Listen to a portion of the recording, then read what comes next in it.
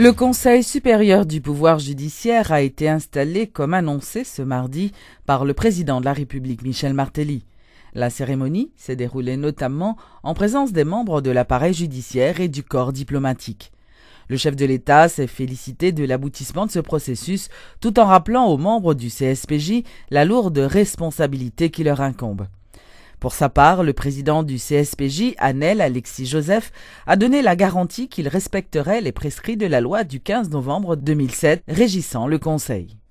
La promulgation des trois lois, celle du 13 novembre 2007 organisant le Conseil supérieur du pouvoir judiciaire, celle du 27 novembre 2007 sur les statuts de la magistrature, et celle du 15 novembre 2007 sur l'école de la magistrature constitue une véritable charpente de système de justice fonctionnel, efficace, pouvant servir de socle d'établissement d'état de droit basé avant tout sur le respect des droits fondamentaux des citoyens, la seule condition pour un développement harmonieux et durable de notre société.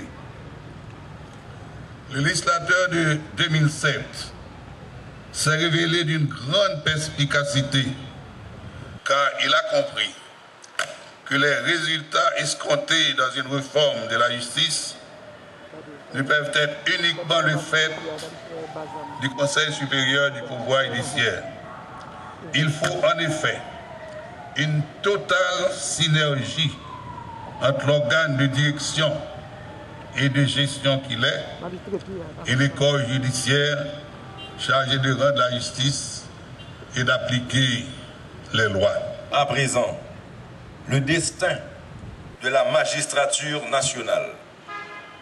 Soyez donc perpétuellement vigilants dans les combats que vous êtes appelés à mener dans la défense de cette indépendance, sans laquelle l'autorité morale, qui est l'apanage de vos fonctions, ne peut être que leurre. Le pouvoir exécutif ne se fait aucune illusion. Sans l'action éclairée de la magistrature œuvrant dans l'indépendance et la dignité, les plus belles lois, les plus beaux codes rénovés resteront lettres mortes.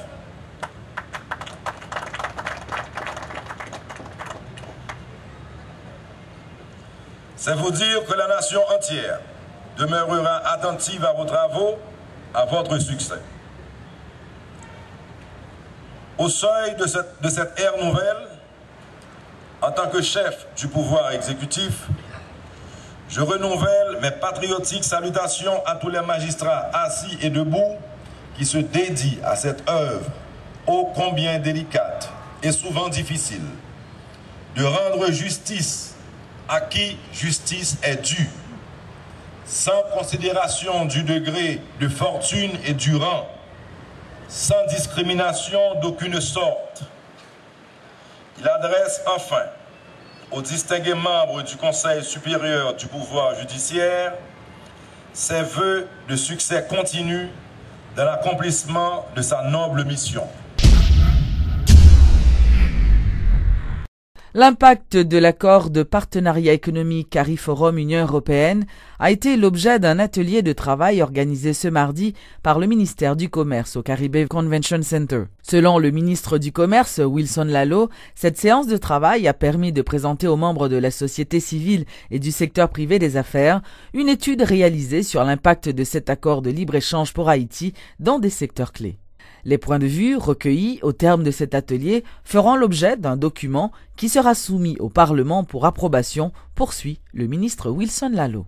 C'est des accords qui découlaient de ça nous dans le temps, accord ACP-CE, c'est comme ça longtemps, dans les années 70. Après, il a été évolué jusque vers l'année 2000, dans un nom qui était l'accord de Cotonou. Mais dans la période ça a eu des difficultés pour accord ça a été fonctionné, étant entendu que c'est des accords qui étaient des préférences non réciproques entre les pays de l'Union européenne et les pays anciennement colonisés par ces pays de l'Union européenne, c'est-à-dire des pays de l'Asie, des pays de l'Afrique et des pays donc, de la Caraïbe. Donc le P c'est pour Pacifique, le A c'est pour l'Afrique et le C c'est pour les Caraïbes.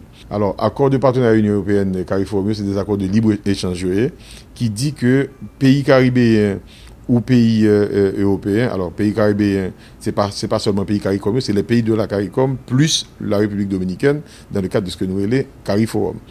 Et pays Sahel, donc, ils ont gagné pour faire échange croisé et qui rentrent dans le pays sans droit de douane. Ça veut dire seule différence qu'il y a entre un prix d'un bien qui est en Europe ou un prix d'un bien qui est en Haïti, dans le cadre de cet accord, c'est appliqué, c'est seulement prix de transport.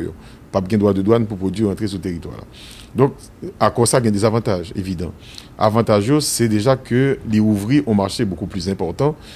C'est plus de 300 millions de monde qui sont concernés par l'Union européenne et qui ont un pouvoir d'achat intéressant, qui est donc ouvert pour accepter que des produits qui sont dans le pays caribéen, donc en particulier d'Haïti, aient accès à marché ça. Les examens officiels pour la 6e année fondamentale ont débuté ce mardi 3 juillet. Selon des chiffres communiqués par le ministère de l'Éducation nationale, 274 000 candidats ont pris part à ces épreuves sur tout le territoire national. Comment s'est déroulée cette première journée? Jacques Bourdeau a visité plusieurs écoles. Suivez son reportage. C'est la joie chez les candidats de la 6e année fondamentale qui participent à la première journée des examens officiels à la capitale. Ils expriment leur satisfaction. On a fait français. Tout à l'heure, on va faire sciences expérimentales. Et en fait, comment ça marche? Les examens ont arrivé à l'heure. Vous avez eu vos fiches d'examen sans problème? Oui, sans problème. Et l'examen était très facile aujourd'hui. Ce candidat qui a déjà 20 ans ne cache pas sa détermination à terminer ses études classiques en dépit de son âge avancé. Moi, mais quand même, m'a passé quand même. Mais à 20 ans, on sait que m'a fini l'école quand même, grâce à Dieu. Le ministère de l'Éducation nationale arrive à mettre les bouchées doubles pour faire de ces examens une réussite, d'après ce responsable de centre. Jusqu'à présent, tout va très très bien. Tout surveillant, superviseur, responsable centre, inspecteur, et tout bagaille à temps. Donc, pour examen à temps, venez jeune Timounio. 274 000 candidats dans tout le pays et 112 000 dans le département de l'Ouest participent aux examens de la 6e année fondamentale qui prendront fin ce mercredi 4 juillet.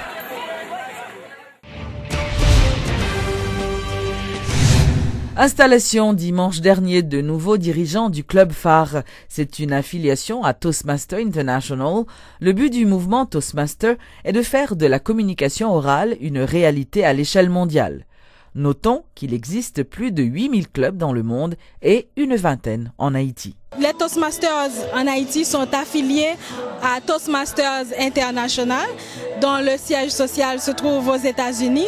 Il y a plusieurs clubs Toastmasters de par le monde et un peu partout dans le monde où l'on retrouve ces clubs, ils fonctionnent dans la langue du pays. En Haïti, nous avons des clubs francophones, mais nous avons aussi quelques clubs anglophones et nous participons au niveau des concours internationaux et particulièrement dans la Caraïbe, les concours se font en anglais. L'objectif de Toastmaster International, c'est de pouvoir former les jeunes. Alors, pas seulement les jeunes, former tous ceux qui le veulent à communiquer de manière efficace et efficiente en public et aussi à les former en leadership.